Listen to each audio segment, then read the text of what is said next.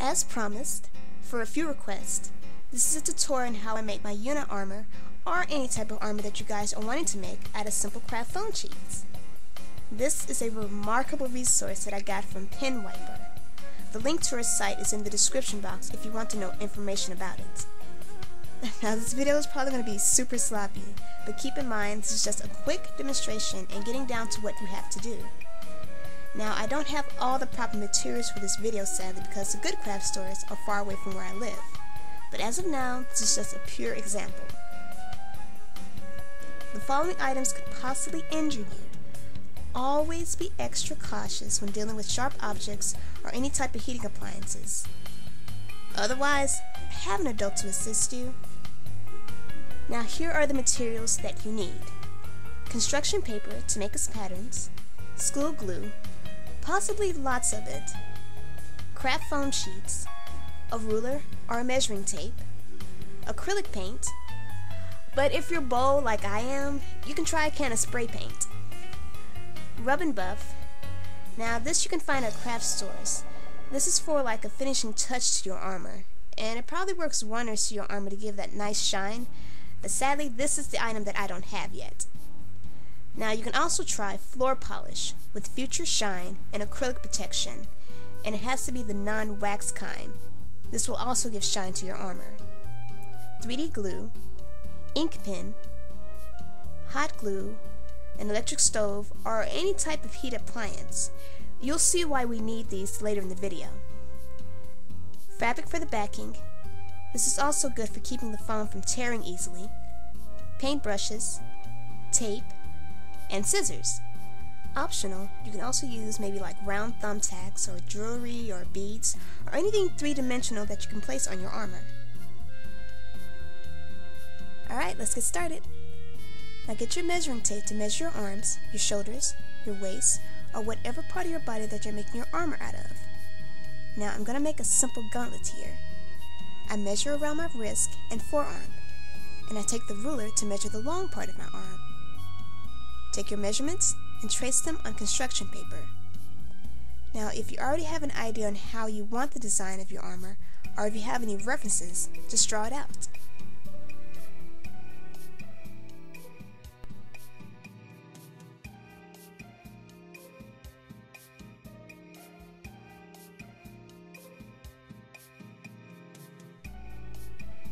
Cut out all the pieces that you drew.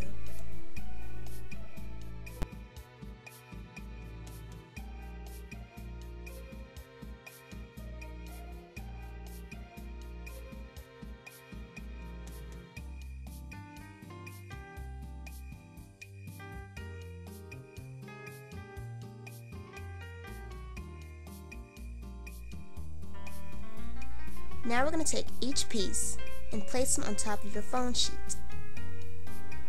Take your ink pen and gently trace it around the cut pieces.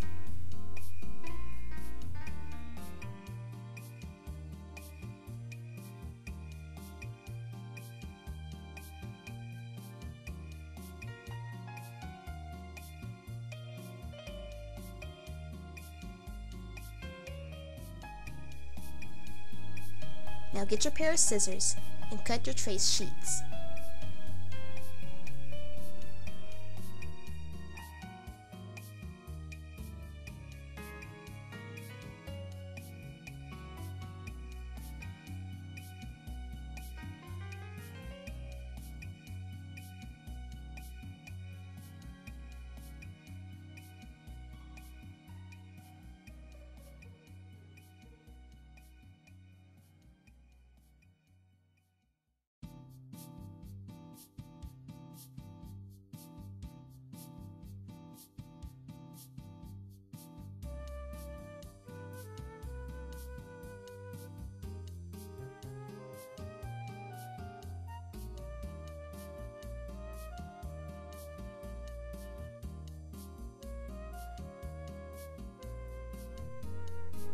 Now here's why we need the heating source for your armor.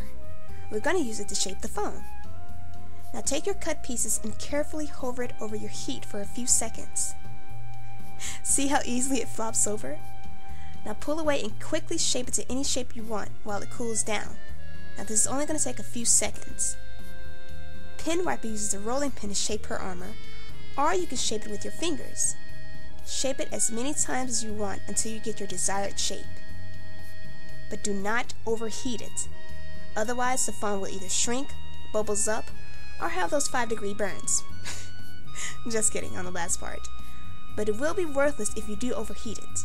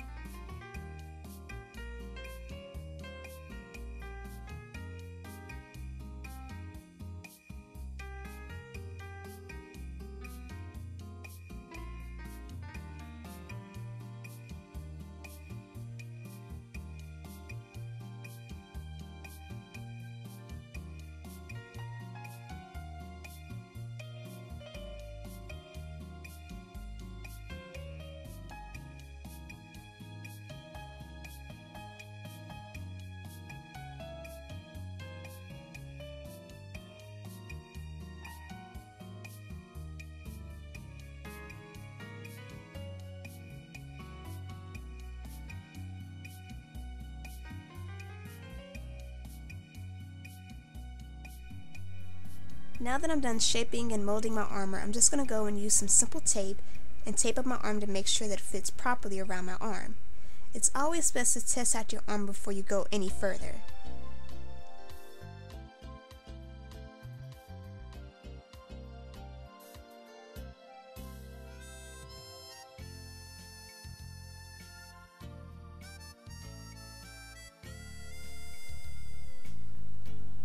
Now to keep the arm in place and keeping it from tearing, we're going to use some light fabric for the backing of your armor.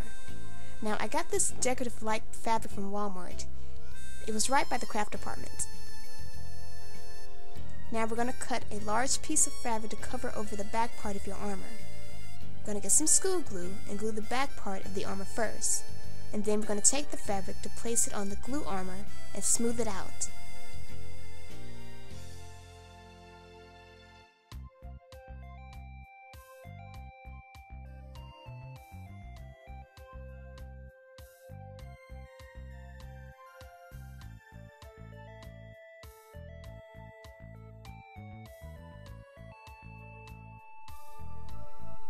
For extra precautions, I also glue another coat on the fabric for extra support.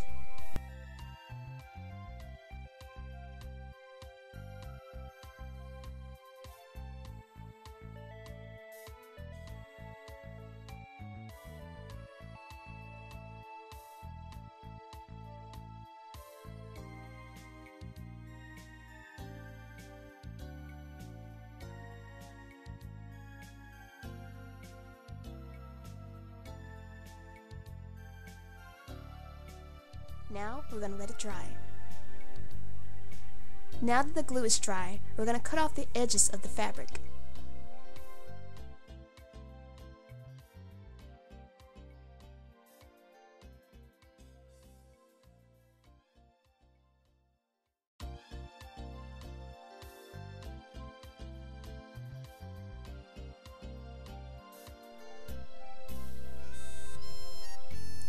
I'm sure there are a lot of ways when it comes to making armor, but this is the part where I just put my pieces together.